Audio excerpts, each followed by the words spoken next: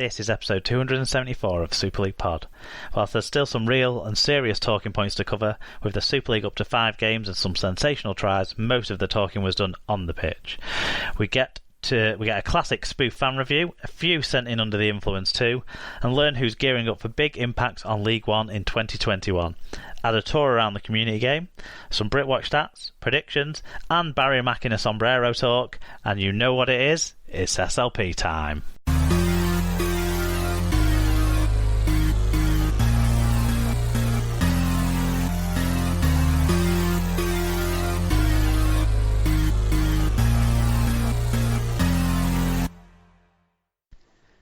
Hello listeners, welcome along to episode 274 of the Super League Pod. This week you have myself, Mark, and we have star of Sky Sports Fan Zone, Sarah Scoots. Hello. How are you dealing with the stardom? Well, it's a hard life, isn't it? But, you know, I've managed to avoid the autograph hunters today. I mean, luckily you weren't on screen as much as the Salford fans.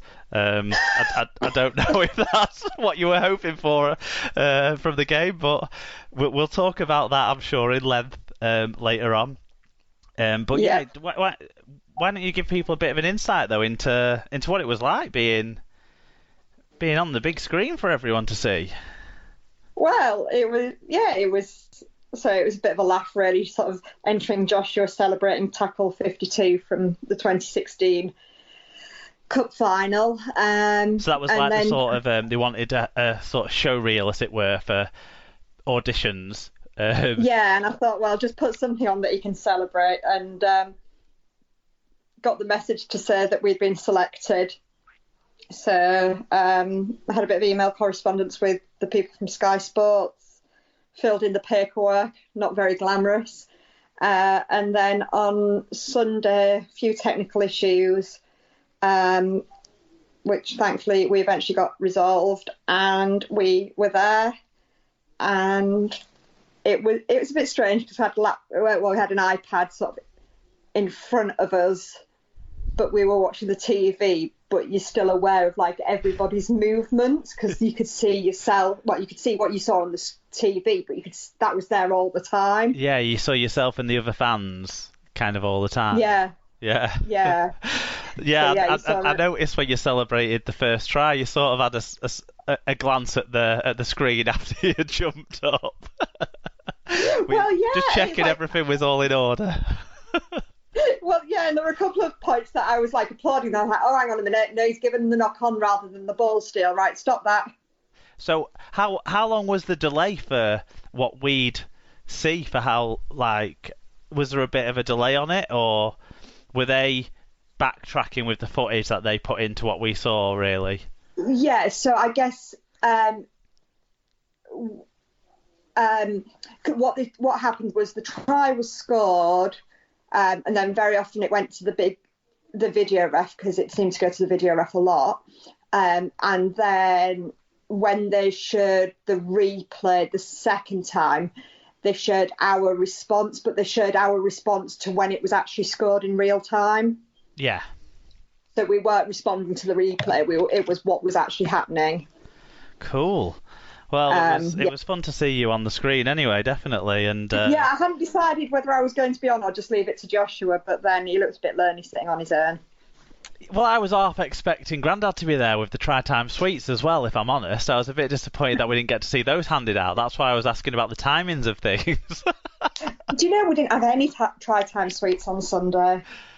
Oh, no. Too much excitement. Grandad sat in his armchair at the other side of the room. Yeah. He didn't want to be on, did he not? Say again? Didn't want to be on. No, and so we had like a little coffee table, well, not even as big as a coffee table, a little table in the middle of the room, and anytime anyone walked in the room, it's like, go around behind the table. And every so often Anna would like come and peer over to see what's happening. I was like, I've not signed permission for you to be on TV, go away.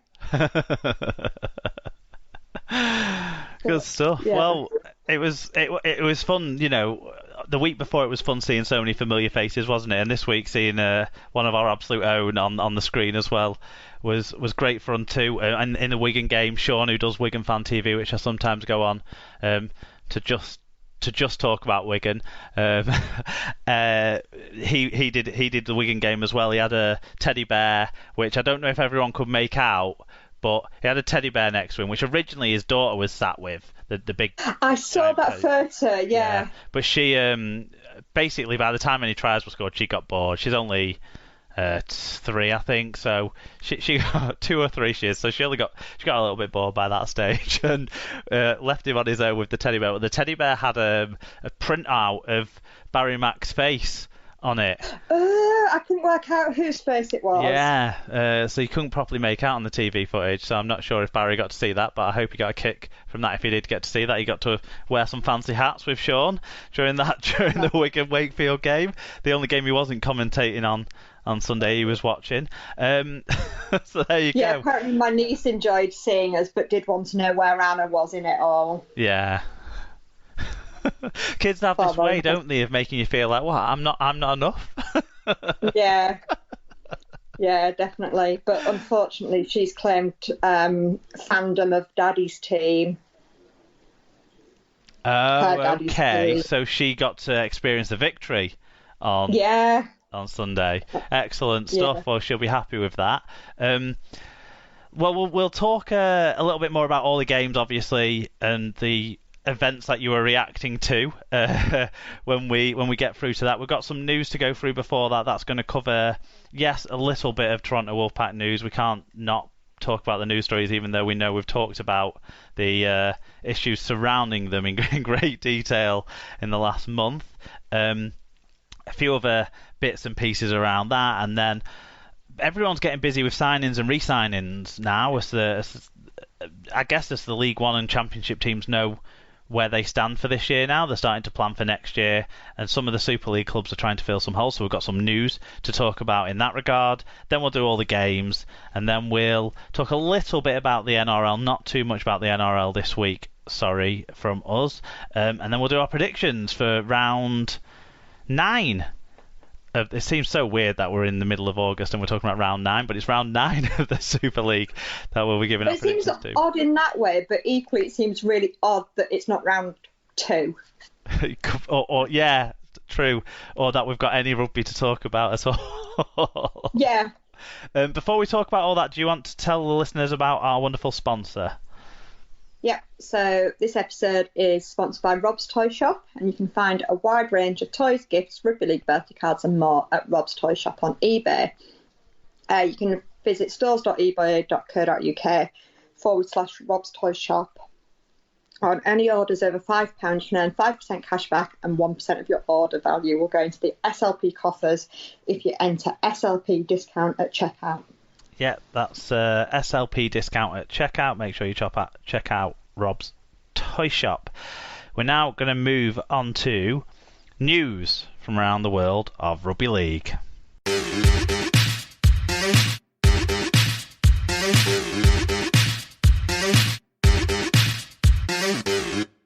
So, news from this week. The RFL have given clubs special dispensation to sign Toronto's overseas players. The governing body confirmed this morning that any club who wishes to sign one of Toronto's 7 contracted quota players will be able to do so without them taking up a quota spot for the duration of their contract with the Wolfpack. However, clubs have not been given salary cap exemptions as it stands, meaning any new signing would have to fit under the cap. RFL's head of legal, Karen Morehouse, confirmed the news to clubs on Wednesday morning. Toronto's 7 overseas players are Sonny Bill Williams, Ricky Luteely, Bodine Thompson, Darcy Lussick, Josh McCrone, Blake Wallace and Chase Stanley. The Williams and Luteely have already gone back to the NRL. Yeah, it sounds like Bodine Thompson and Darcy Lussick are the most likely for people to try and pick up. Leeds seem to have adding more depth to their forward pack on their agenda there. So we'll see how that goes, but it makes it easier for those guys to get a short-term deal, which makes it easier for those guys to get some money to pay their bills, which is, kind of something we hope that those guys can figure out for themselves. Well, it's the right thing, isn't it, to be able to give them the opportunity to play the sport that they love and are contracted to, and earn some money. Yeah, definitely. More importantly. Good luck to all those guys and any of the other Toronto players looking for short-term deals at the moment. Toronto Wolfpack have confirmed they're in talks though with potential ownership groups in the US and the UK regarding a takeover of the club, so it may be that they have a new employer soon, those players. The Super League terminated their participation agreement with the Wolfpack, and the Wolfpack provided an update saying that majority owner David Argyle recognises that in order to move the club forward he would need to transfer ownership of the club and write off his personal loans. We are currently leading discussions around a takeover with potential ownership groups from both the US and the UK. In these discussions, the club has made it very clear that the new owners would need to honour all payroll commitments and future contractual obligations. Chairman Bob Hunter's gone on to say he's been impressed by the quality of the interest that they've received during the last week with the interested parties talking to the club about taking over ownership. Hunter also confirmed that Super League has set a deadline of the end of the month for their application to rejoin the competition in 2021. The statement says that the club remains in dialogue with several investment groups around taking immediate ownership. It reflects on an intense period of negotiations led by Hunter, with support from coach Brian McDermott and UK General Manager Martin Vickers. All four interested parties that are involved, in all four interesting parties are involved, two of which have entered the due diligence process, which we sort of had a bit of a joke around on Twitter with some mashup names for a poll for the Toronto fans during the week, but it seems like the people behind the New York bid and some people involved with the Newcastle Rugby organisation are in those two bids. So hopefully Super League's pushing for a quick resolution and everyone else will be as well in that regard. Yep. Featherstone Rovers are pursuing talks with Super League regarding entry in 2021. The Championship club claimed the current Sky contract stipulates a 12-team competition, so the withdrawal of Toronto leaves a potential spot open for next season. Fev CEO David Longer said, "Our club over the last decade has competed on a number of fronts. Our performances on the field are consistently high. The club's facilities meet the regulations imposed by Super League, and we have a strong following of passionate supporters who engage with the club's fantastic off-field operation. Fans are excited by derby games, and we believe Featherstone Rovers would add much to Super League in terms of revenue and atmosphere. Other clubs will also claim they should be eligible to take the place of Toronto in Super League. However, Featherstone Rovers have been arguably one of the best and most consistent teams outside of Super League for the past 10 years. This shouldn't be overlooked and cannot be challenged by any other club below the elite division. With the possible opportunity to play in 2021 Super League, I'm certain this great and traditional club would thrive at the highest level."